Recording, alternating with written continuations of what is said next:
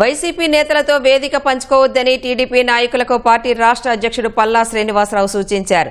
తప్పనిసరిగా పంచుకోవలసిన పరిస్థితి వస్తే పార్టీకి నష్టం చేకూరేలా వ్యవహరించవద్దని స్పష్టం చేశారు. నేతల వ్యాఖ్యల వల్ల కార్యకర్తలు ఇబ్బంది పడుతున్నారని పల్లా అన్నారు. బోండా ఉమా వివరణతో టీడీపీ హైకమాండ్ సంతృప్తి చెందిందన్నారు.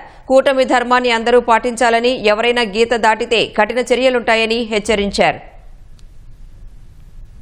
కూటమిలో ఉన్నాం కనుక కూటమి ధర్మాన్ని కూడా ప్రతి ఒక్కరు కూడా పాటించాలని చెప్పి తెలియజేస్తున్నా. అలాగే పార్టీ కూడా అన్నిసార్లు కూడా పిలిపించుకొని మాట్లాడే పరిస్థితిలో ఉంటుంది. ఎవరి మీద వేటు వేయరు అనే ఆలోచనలో కూడా ఎవరు పడొద్దు.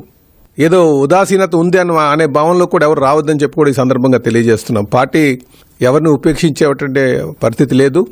ఎవరైనా సరే గీత దాటితే మాత్రం కఠినమైనటువంటి చర్యలు కూడా ఉంటాయని కూడా ఈ సందర్భంగా మేము హెచ్చరిస్తున్నాం ప్రతి ఒక్కరికి కూడా.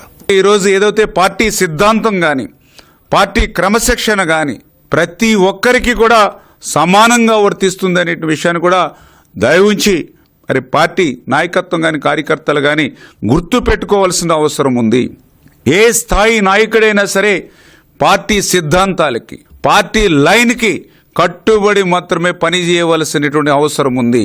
వ్యక్తిగత అభిప్రాయాలు వ్యక్తిగత ప్రయోజనాలను దృష్టిలో పెట్టుకుని మరి ముందుకు వెళితే ఖచ్చితంగా అది పార్టీకి నష్టం కలిగేటువంటి అంశం అయితే ఎంతటి ఉన్నత స్థాయి వ్యక్తులైనా సరే చర్యలు తీసుకోవడానికి మరి పార్టీ వెనకాడదనే విషయాన్ని కూడా స్పష్టంగా మరి ఈవేళ తెలియజేసుకుంటూ ఉన్నాం.